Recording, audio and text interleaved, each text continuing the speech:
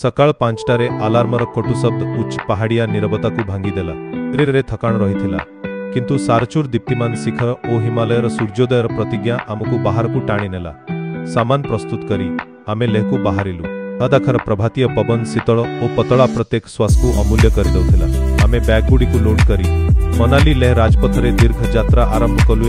ଏମିତି ଦିନ ଯାହା ଆମର ସହନଶୀଳତାକୁ ପରୀକ୍ଷା କରିବା ସହିତ ଶ୍ୱାସରୋଧକ ଦୃଶ୍ୟ ଦେଇଥିଲା। କିଛି ଖଣ୍ଡ ପରେ ରାସ୍ତା ବିଶାଳ ଘାଟି ଓ ଗାଡ଼ିଆଳା ଗଳିଗୁଡ଼ିକୁ ଖୋଲିଦେଲା। ଦୁଇ ପାର୍ଶ୍ୱରେ ଥିବା କଣ୍ଟାଳା ପାହାଡ଼ ପାହାଡ଼ିଆ ସୂର୍ଯ୍ୟର କିରଣରେ ଦୀପ୍ତିମାନ ହେଉଥିଲା। ବାୟୁ ଓ ସମୟରେ କାଟାଗୁଡ଼ିକ ଅତିଶୟ କଳାତ୍ମକ ଲାଗୁଥିଲା। ମନେ ହେଲା ଯେପରି ଗ୍ରାଣ୍ଡ କାନ୍ୟନ କୁଣ୍ଡାଳିତ ହୋଇଛି। प्रत्येक मोड्रे नुआ आलोक छायार खेल भूमि को जीवंत करुଥିଲା। तापरे आसिला गाटा लुक्से किसिटी तीव्र केसरा गुड़िक जहाँ ना किनिला दर्रा को नौथिला। प्रत्येक बंक मनीष और जान को परीक्षा करुଥିଲା। ऊपर को जीवा सहित तलर उपत्यका गुड़िक छोट चित्रपट सदृश देखा जाउथिला। गाटा लुक्सर भूत बोली प्रचलित कहानी एठारे मृत्युवरण करिथिबा एक ट्रक चालकंकु यात्री माने पानीर बोतल रखी स्मरण करती अद्भुत रहस्यमयी स्पर्श देइथाय। नाकिला 15,547 फुट पहुंचला परे हुहुकार करुथिबा पवन प्रार्थना पताका गुड़ी को नचाईदेला। मैं किछि क्षण रही बरफ लगा शिखर गुड़ी को देखी पुणी आगू बढ़िलु।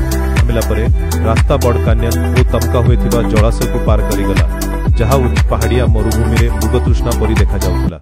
शुष्क पहाड़ और नील जलर हठात विरोधाभास लादाखर शून्यता और जीवनर संतुलन को प्रकाश करुथिला। तापरे पहुंचिलु तांगलांगला 17,482 फुट। तला पवन रे प्रत्येक श्वास अपरिश्रमी लागुथिला, किंतु दृश्यर सौंदर्य सबु श्रम को मिटाईदेला। स्नो कैप पिक्स गुड़िक अनंत पर्यंत पसरिथिला एवं बर्फिला तरंग परी आकृति डांगुगुड़ी को देखा जाउथिला। तरा उपरे थिबा छोट मंदिर आध्यात्मिक विराम देइथिला, जोठी प्रार्थना पताका गुड़िक शीतल पवन रे फड़ीथिला।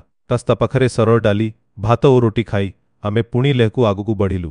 अनेक घंटार कुंडलित पथर परे आमे शेषरे लेह को पहुंचिलु। क्लांत हेले मध्य आश्चर्यचकित स्तूप ओ कठिन पहाड़मानक मध्यरे थिबा एही सहर किछि दिनर एकाकी यात्रा परे एक नखलिस्तान परी लागुथिला।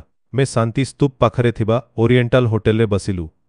बाल्कनीरु पसरिथिबा हिमालयी परिदृश्य मनकु मोहिदेला। गरम शाकाहारी खाद्य ओ लादाखी आतिथ्य दीर्घ यात्रार थकाण को मिटाईदेला। संध्याबेले सूर्य पहाड़ पछकु डुबिगला, आकाश को बैगनी और सुनली रंगरे रंगीदेला। मैं सेई दिन समस्त यात्रा को स्मरण कलु। विश्व बटम कैन्यन को टक्कर देबा परी उपत्यका गुड़िक कहानी रे भरिथिबा लूप्स, आकाश को छुईथिबा उच्च दर्रा गुड़िक ओ लेह।